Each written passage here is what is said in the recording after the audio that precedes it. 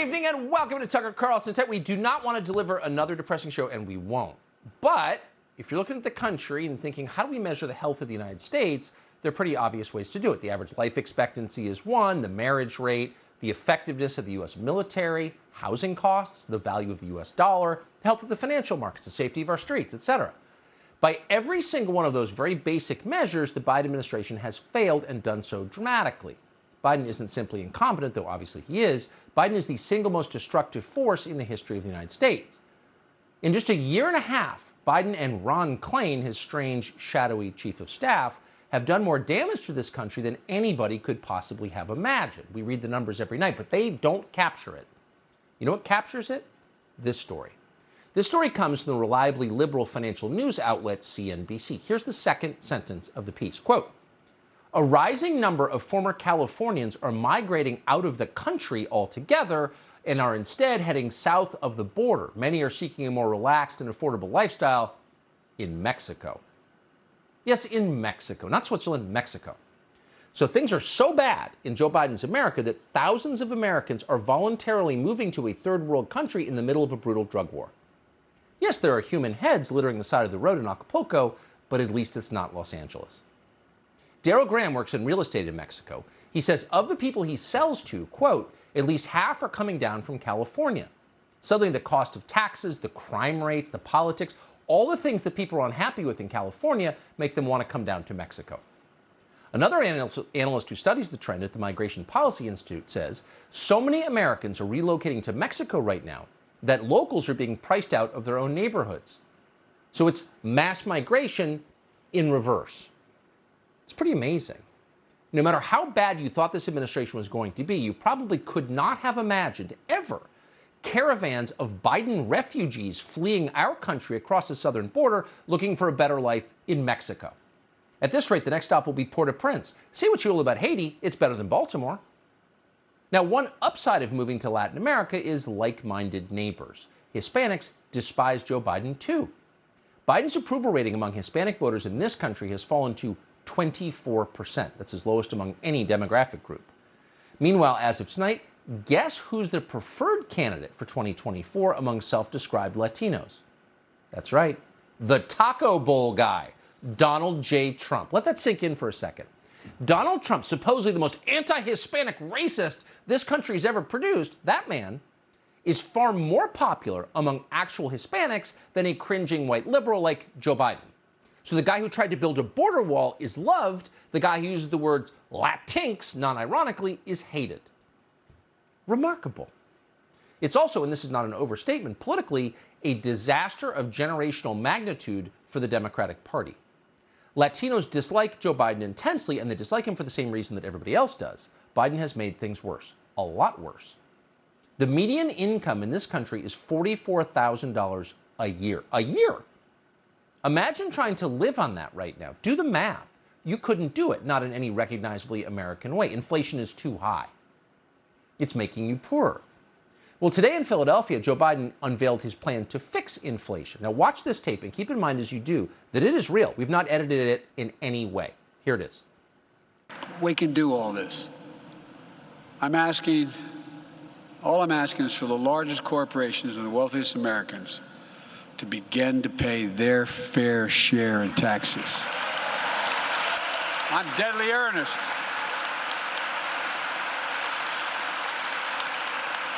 Anybody out there think the tax system is fair? Raise your hand.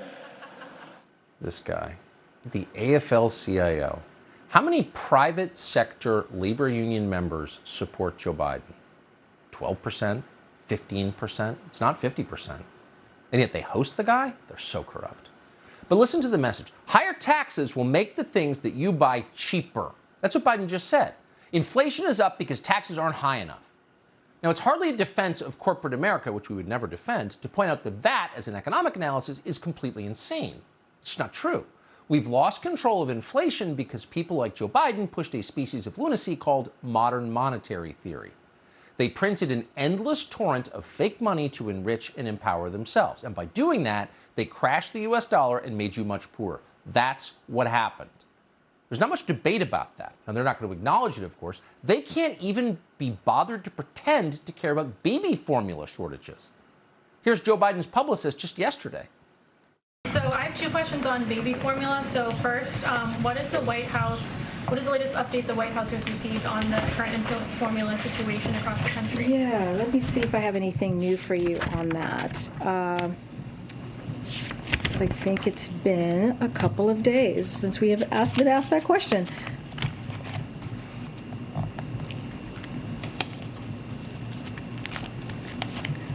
Okay. I don't have anything new. I know we made some announcements last week. I just don't have them in front of me. Oh, mothers can't feed their babies. Let me see what I have here. Ooh. Somehow the White House communications team forgot to load the baby formula talking points into the binder, leaving our historic LGBTQ plus immigrant glass ceiling shattering press secretary speechless.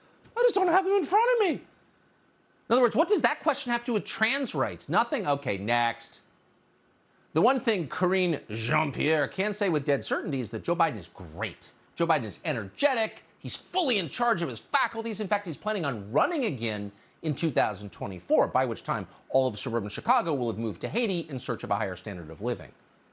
She actually said that, quote, "To be clear, as the president himself has said repeatedly, he plans to run in 2024.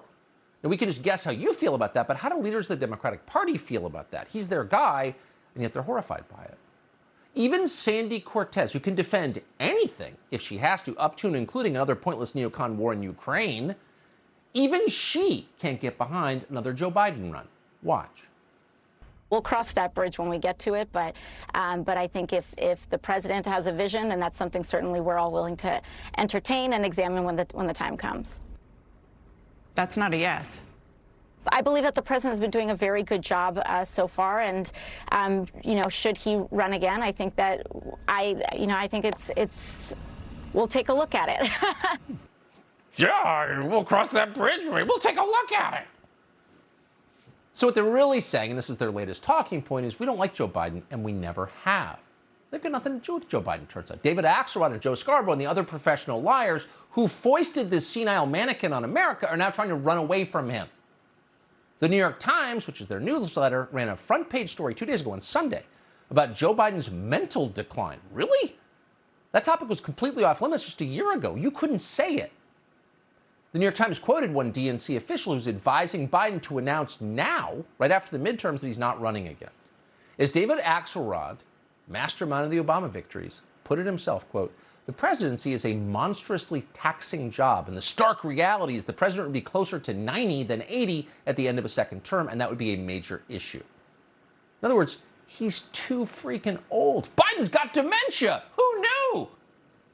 Well, actually, they all knew, and they all knew all along, and they should not be allowed at this late date to evade their culpability for knowing and lying about it. They committed this crime. These people are cynical, they're ruthless, they're morally disfigured. And if you need more proof of that, consider how they're treating poor Kamala Harris. They've abandoned Kamala Harris completely. It's shocking, really, given that just 18 months ago, these very same people were yelling at you about how lucky you were to have this historically Indian black female vice president, the very first in history. It was thrilling. They got emotional just thinking about it. Kamala Harris was that wonderful. Here's a recap. Kamala Harris is being sworn in, the first woman vice president. And our first woman vice president. We'll see our first woman vice president. It will be a historic day. Kamala Harris will be the first woman vice president of the United States. We mark the swearing in of the first woman in American history elected to national office, Vice President Kamala Harris. Don't tell me things can't change. Don't tell me things can't change. Oh, they can change, and they have. That was just the other day. We were getting goosebumps listening to it, but now they're ghosting Kamala Harris like a bad Tinder date. They're pretending she doesn't exist. In effect, in doing that, the Democratic Party is embracing white supremacy. How? Well, Democratic Party leaders plan to deny Harris a job that she has earned as Democratic nominee and replace her in the next cycle with yet another, wait for it now, white man. Let's try Beto. How about Mayor Pete? Notice a theme here? Pale and male, as they're forever telling us. Because it turns out, diversity isn't actually our strength. Equity and inclusion are fine if you're hiring middle managers at a big company. You would never hire a middle-aged white guy at Citibank. That's probably illegal. Same with the airlines and hospitals who've got way too many white male pilots and heart surgeons and Supreme Court justices. The Biden administration tells us that constantly. They seem to mean it. They use DOJ to enforce their rules. Yet somehow the most anti-white political party in the English-speaking world is suddenly pushing another white man for president. How does that work? Joe Biden and friends, Ron Klain. Well, it turns out the presidency is a different thing. Affirmative action is essential for vice presidents, obviously. That's how we got Kamala Harris in the first place, but not for presidents. Presidents have too much power, so the usual diversity standards don't apply. We've had 46 white male presidents in a row, and the Democratic Party wants you to have another. Not so fast, racists.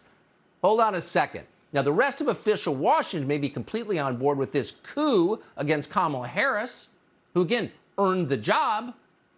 They may be willing to stand back and allow America's highest-ranking woman of color to be degraded and humiliated in the pages of the New York Times, but we're not. We believe Kamala Harris is a human being with hopes and dreams and aspirations. She's a first in so many ways. She celebrated Kwanzaa before it was even invented.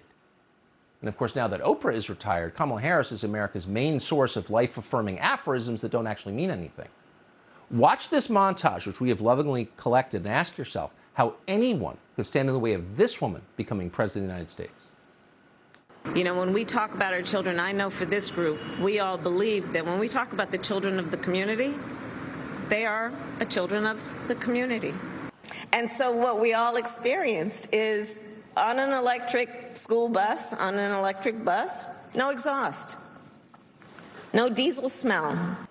It is time for us to do what we have been doing, and that time is every day. Every day it is time for us to agree. This whole thing about the border, we've been to the border. We've been to the border. You haven't been to the border. And I haven't been to Europe. And I mean, I don't thank you guys. And my pronouns are she, her, and hers. She, her, and her?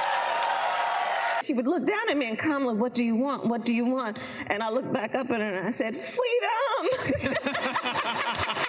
You're gonna literally see the craters on the moon with your own eyes. Oh my goodness. With your own eyes, I'm telling you. We must together, work together to see where we are headed, but also see it as a moment, yes, to together. It is the perspective of a woman who grew up a black child in America, who was also a prosecutor, who also has a mother who arrived here at the age of 19 from India, who also, you know, likes hip hop.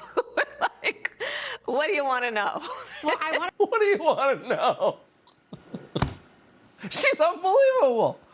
You would deny that person a chance to serve? That is the person the Democratic insiders are tonight, ladies and gentlemen, trying to remove from the public stage. And if no one else will say it, we will. It's wrong. Despite appearances, Kamala Harris is not a disposable consumer product. She's a pioneer. Do you know what she went through trying to get a fair shake in the systemically racist country as the daughter of college professors? It wasn't easy. You know how hard she worked? At one point, she even dated Montel Williams. Few would go that far, but Kamala Harris did. No wonder she's sick and tired of being sick and tired. We get it.